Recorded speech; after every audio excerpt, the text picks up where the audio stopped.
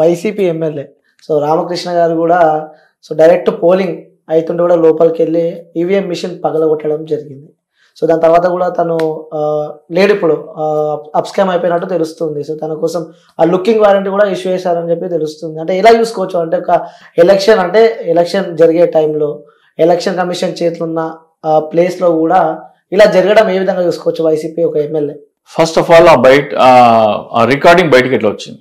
ఎన్నికల commission CCTV camera మొత్తం ఎన్నికల కమిషన్ సర్వే గ్రిప్లో ఉంటుంది. అది బయటకు ఎట్లా వచ్చింది? ఈవీఎంల ధ్వంసం దాదాపు 7 నుంచి 8 చోట్ల జరిగిందని మనకి రిపోర్ట్ ఉంది. ఆ 7 నుంచి 8 జరిగిన ఎక్కడెక్కడ ధ్వంసం జరిగిందో ఆ చోట్ల కూడా ఇదే స్థాయిలో ఎందుకు అరెస్ట్ చేయడానికి ప్రయత్నం జరగట్లేదు?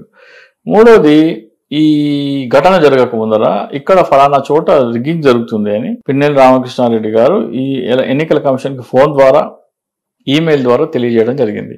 దానికి వాడు స్పందించలేదు. ఎన్నికల కంటే 2 రోజుల ముందర ఫలానా నియోజకవర్గంలో బూత్ క్యాప్చర్ చేసి రిగ్గింగ్ చేద్దామని అనుకుంటున్నారు, అక్కడ పోలీస్ బందోబస్తు పెంచండి, నిఘా పెంచండి అని చెప్పడం కూడా జరిగింది. ఇవన్నీ ఏమీ చేయలేదు. వీటన్నిటి మీద సమగ్ర విచారణ జరిగితే ఎవరు దోషులు? ఇప్పుడు దాంట్లో రిగ్గింగ్ జరిగింది అనుకోండి, 1000 ఓట్లు ఉండాల్సింది మొత్తము అక్కడ బీసీలని ఎస్సీలని రానివ్వకుండా తెలుగుదేశం వాళ్ళే ఓట్లు పోల్ చేసుకున్నారు అనుకోండి.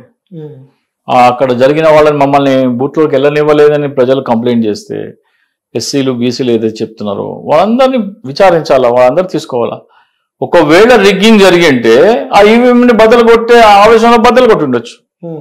అంటే ఎంత ఆవేశం ఉన్నా అది రిగ్గింగ్ ఆపాలంటే ఆపకుండా రిగ్గింగ్ చేసుకోండి అని అలౌ చేయటం ఎంత నేరం? అది ఫలానా చోట రిగ్గింగ్ జరిగే అవకాశం ఉందని మీరు 11వ తారీఖు మీకు రిపోర్ట్ ఇస్తే అక్కడ 10 మంది ఒక పోలీస్ వ్యాన్ పెట్టి ఒక 20 మంది పోలీసులను పెట్టి లోపల కూడా పోలీసులు మానిటర్ చేస్తూ చెయ్యాలా. వచ్చిన వాళ్ళని రానివ్వకుండా బయటికి పంపేసి వీళ్ళే ఓట్లు వేసుకోవడం అనేది ఎంతవరకు కరెక్ట్?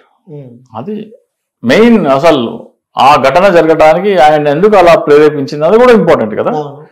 సో మరి కేవలం 2 నిమిషాలది మాత్రమే ఎందుకు చేస్తున్నారు? ఆ బూత్ లో రిగ్గింగ్ జరిగిందా లేదా అనేది సీసీటీవీ గారు మొత్తం బయట పెడితే తెలుస్తుంది కదా. ఇవన్నీ జ్యుడిషియల్ ఎంక్వైరీలో తెలుతాయి. అంటే ఎలక్షన్ కమిషన్ నుంచి కూడా వెంటనే అరెస్ట్ చేయాలని చెప్పి కూడా నోటీసులు వారెంట్ కూడా ఇష్యూ అయింది. అదే మరి మీ ఒక చోటనే ఎందుకు? 7 చోట్ల జరిగినాయి, 7 చోట్ల చేయాలి కదా, ఒక చోటనే ఎందుకు అనుకోవచ్చు సార్? అంటే మీ అనాలిసిస్ ప్రకారం ఎందుకోసం ఇలా జరుగుతుంది చెప్తున్నారు కదా ఆయన. అక్కడ రిగ్గింగ్ జరిగింది. ఓకే, ఇప్పుడు వైసీపీ ఓటర్లు వెళ్ళి ఓటేస్తామంటే వాళ్ళని బూత్ లోకి వెళ్ళనివ్వట్లేదు, వాళ్ళ ఓట్లు టీడీపీ ఓటు వేసేస్తున్నారు. అది ఎంతవరకు కరెక్ట్? అది ఎలక్షన్ కమిషన్ ఏం చేస్తుంది అనుకోవచ్చు మరి. అదే కదా అడిగేది ఆయన అదే అడుగుతున్నాడు కదా. 11th రోజు ఇక్కడ రిగ్గింగ్ జరుగుతుందని నేను చెప్పినాను, ఎందుకు యాక్షన్ తీసుకోలేదు? ఆ ఎలక్షన్ రోజు వాళ్ళ తమ్ముడిని అక్కడ కొట్టినారు, కార్యకర్తలు మన ఓటర్లను లోపల పోనివ్వట్లేదు, ఆ బూత్ క్యాప్చర్ చేసి రిగ్గింగ్ చేసుకుందామని ప్రయత్నిస్తుంటే ఆయన కోపం వచ్చి బద్దలు కొట్టిండేమో. ఆయన చెప్పుకుంటాడు కదా ఎందుకు బద్దలు కొట్టిండని. కమిషన్ ఉంటది, అరెస్ట్ చేస్తారు, ఆయన మీద అన్ని చోట్ల చేయాలి కదా, మరి ఒక చోటే ఎందుకు చేస్తున్నారు? ఇవన్నీ ఆలోచించాల్సిన విషయాలు అంటారు. Okay right. నెక్స్ట్ ఇక పిఠాపురం విషయానికి వస్తే, సో దేశం అంతా వెయిట్ చేస్తుందని చెప్పొచ్చు. ఆ పిఠాపురం అదే ప్రపంచం అంతా వెయిట్ చేస్తుందని చెప్పగబ్బా. ఏది మన వేరే దీని మీద ఉంటుంది, గ్రహాల మీద ఉంటుంది కదా, గ్రహాంతర వాసులు కూడా పిఠాపురంలో ఏం జరుగుతుందో అని చూస్తారు.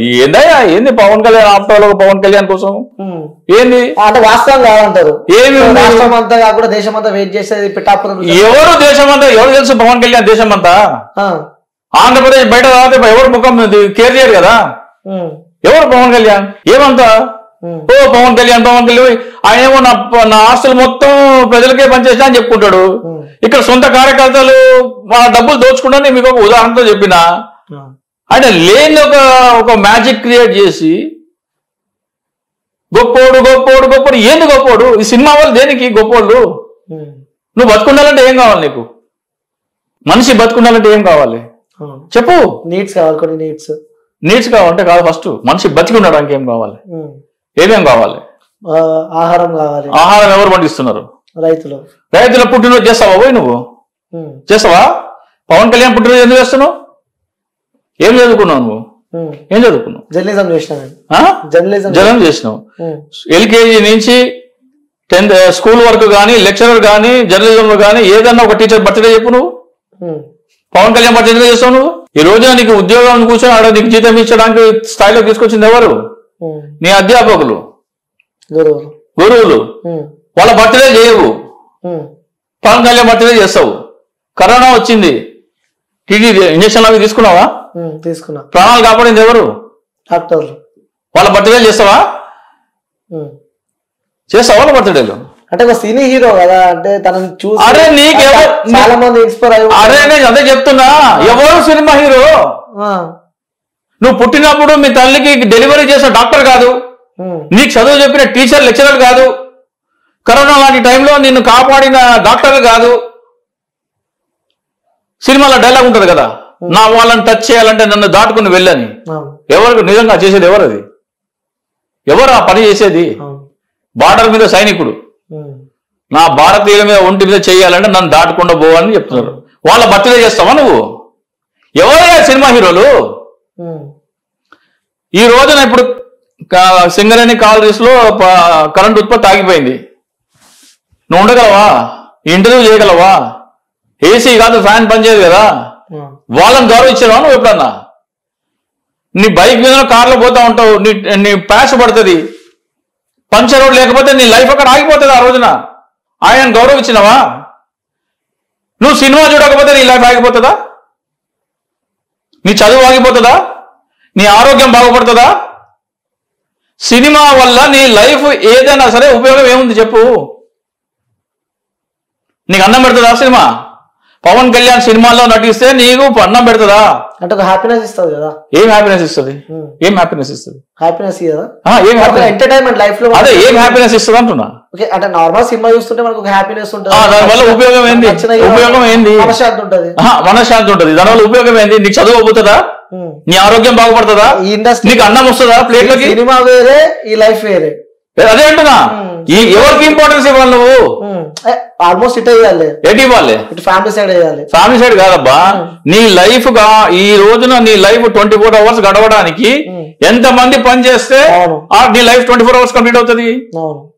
పొద్దునే లేస్తావు, బ్రష్ చేసుకుంటావు, అంటే బ్రష్ తయారు చేసేటప్పుడు కావాలా, టూత్ పేస్ట్ తయారు చేసేటప్పుడు కావాలా, నల్ల ఓపెన్ చేస్తే నీళ్ళు రావాలా, ప్లంబర్ కావాలా, ఫ్యాన్ వేస్తే కరెంట్ కావాలా. అట్లా డేలో నువ్వు ఎంత మంది పని చేస్తే నీ డే కంప్లీట్ అవుతుందో లెక్క ఒకసారి పేపర్ మీద రాసుకో. అందులో ఒక్కరు ఉండరు సినిమా వాడు, అందులో సినిమా వాడు ఉండనే ఉండరు. వీళ్ళు ఎవరికి నువ్వు వాల్యూ ఇవ్వవు, ఎవరో సినిమా వాడికి ఏమి ఇస్తావు? ఏందయ్యా నాకు అర్థం కాదు, నాకు సమాధానం చెప్పు. సినిమా వాళ్ళకి ఎందుకంత? ఇప్పుడు నిన్న ఎవరో ఒక నటి దొరికిందంట, హేమ, రేవ్ పార్టీలో సినిమాలో యాక్ట్ చేస్తారు. ఆమె ఉందో లేదో మనకైతే తెలియదు. సినిమా చూడవా సార్? అసలు చూస్తా నేను. మీరేం చూస్తారు మరి? రిలాక్సేషన్ కోసం చూస్తాము. అరే వాళ్ళ పూజ, వాళ్ళ బర్త్డే ఏమని చెప్తున్నాడు, ఎవరు చెప్తున్నాడు? రిలాక్సేషన్ కోసం చూస్తారు. ఎప్పుడు ఏది నీకు అవసరము? నువ్వు పుట్టిన తర్వాత నీ మదర్కి డెలివరీ చేసే డాక్టర్ అవసరం, నీకు చదువు చెప్పే టీచర్లు అవసరము. అరే ఎవరు బర్త్డే చేసిన ఒక ఫోటో చూపించిన నీ టీచర్ది కానీ పవన్ కళ్యాణ్ బర్త్డే కదా చేసేటోళ్ళని అడుగుతున్నా, చేసేటోళ్ళని అడుగుతున్నా. అర్థమైనా? నువ్వు నీ తల్లిదండ్రుల బర్త్డే చేసావో తెలియదు, గ్యారంటీ లేదు. నీ టీచర్ల బర్త్డే చేసావో గ్యారంటీ లేదు. కరోనా టైంలో ఇంజక్షన్ ఇచ్చి కాపాడే డాక్టర్లు చేసావో తెలియదు. మరి పవన్ కళ్యాణ్ బర్త్డే ఎందుకు చేస్తున్నావు? వాస్తవం అది కూడా, వాస్తవమే కాదు, ఆలోచించాలి కదా. అంటే ఎందుకోసం అనుకోవచ్చు మరి అట్లా జనాలు అంత అట్రాక్టివ్? అది మానసిక రోగం. అది ఒక సైకియాట్రిస్ట్ తీసుకొచ్చి ఇక్కడ కూర్చోబెట్టి ఇంటర్వ్యూ చేయి. సెలబ్రిటీ వర్షిప్ సిండ్రోమ్ అంటే ఏంటి, సినిమా వాళ్ళని ఎందుకు అంత మనం పూజిస్తాము వాళ్ళు చెప్తారు. బాబు అది మానసిక రోగం నాయన, దానికి షాక్ ట్రీట్మెంట్ తీసుకోవాలని చెప్తారు. ఓకే, అదొక రోగం అంటారు, మానసిక రోగం. అది ఎర్రగడ్డ మెంటల్ హాస్పిటల్ పోయి చేయాల్సిన మానసిక రోగం అది. నేను కాదు చెప్పేది, నువ్వు కాదు చెప్పేది. డాక్టర్ చదివి సైకియాట్రిస్ట్ చేసిన పెద్ద పెద్ద డిగ్రీలు చదివిన వాళ్ళని తీసుకొచ్చి ఇక్కడ కూర్చోబెట్టి, సైకియాట్రిస్ట్ వాళ్ళు ఉంటారు, సైకియాట్రీలో ఎండీ చేసే వాళ్ళు ఉంటారు, వాళ్ళు తీసుకొచ్చి ఇక్కడ కూర్చోబెట్టి, అమ్మ పవన్ కళ్యాణ్ టాటూ వేసుకుంటే మానసిక రోగం అని చింతా రాజశేఖర్ అని అనలిస్ట్ చెప్పినాడు, అది నిజమేనా అని అడుగు.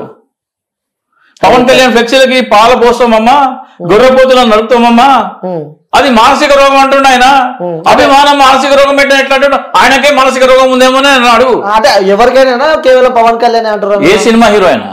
రాజకీయంగా ఓకేనా? ఏ రాజకీయంగా? రాజకీయంగా ఓకే కదా, పాలాభిషేకాలు ఇవన్నీ చేస్తారు. రాజకీయంగా కూడా చేయకూడదు, కానీ ఒక రాజకీయ నాయకుడు ఇప్పుడు అమ్మఒడి ఉంది, ఒక చిన్న పిల్లోడు ఆయనని సాదుకోలేక ఆయన కూలి పనికి పంపించే తల్లి అమ్మఒడి ఇవ్వడం వల్ల ఆయన స్కూల్కి వెళ్తున్నాడు, ఆయన కూలి చేసే పని ఆమెకి అమ్మఒడి ఇస్తున్నాడు. ఆయన పెద్ద అయిన తర్వాత నేను కూలోడిగా ఉండాల్సిన వాడిని నన్ను ప్రయోజకుడిని చేసినాడు, డాక్టర్ ఇంజనీర్ చేసినాడు అని అనుకుంటే దానికి అభిమానించడానికి ఒక కారణం ఉంది. రాజకీయ నాయకులు తీసుకునే నిర్ణయాలు ప్రజలది సమాజాన్ని మారుస్తాయి. అది మంచి కావచ్చు, చెడు కావచ్చు. మంచి చేసిన వాళ్ళని అభిమానిస్తారు, చెడు చేసిన వాళ్ళని వ్యతిరేకిస్తారు. వాళ్ళకి అర్హత ఉన్నది,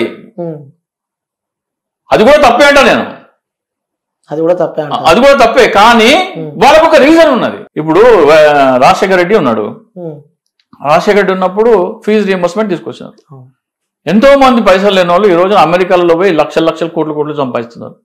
వాళ్ళందరూ మా దేవుడు అంటారు. సినిమా చూసేందుకు వాళ్ళని ఓ కదా అమెరికాకి, సినిమా చూసినందుకు నువ్వు సాఫ్ట్వేర్ ఇంజనీర్ అయిపోవు కదా, కాలేజ్ అయిపోతే నీ చదువు సంకనాకుతుంది. ఏముంది పిఠాపురంలో పవన్ కళ్యాణ్ గెలిస్తే ఏంటి, ఓడితే ఏంటి? అంటే మీ అనాలిసిస్ ప్రకారం గెలుస్తాడా ఓడిపోతాడా? గెలవచ్చు, ఓడిపోవచ్చు, అది వేరే విషయం. కానీ అంత ప్రాముఖ్యత సినిమా వాళ్ళకి ఇవ్వాల్సిన అవసరం లేదు, వాళ్ళకి అంత అర్హత లేదు. ఫస్ట్ ఆఫ్ ఆల్ నీ ఆలోచనలోనే తప్పున్నది.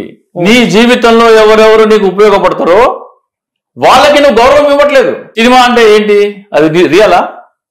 అబద్ధం. ఫైట్లు అబద్ధం, ప్రేమ అబద్ధం, డాన్సులు అబద్ధం, త్యాగం అబద్ధం, ప్రతిదీ అబద్ధం. అబద్ధం చూపించి నీ చెవులో పువ్వు పెట్టినోడి నాకు హీరో అంటే ఎట్లాపా? నేను పిచ్చోడి చేసాడు.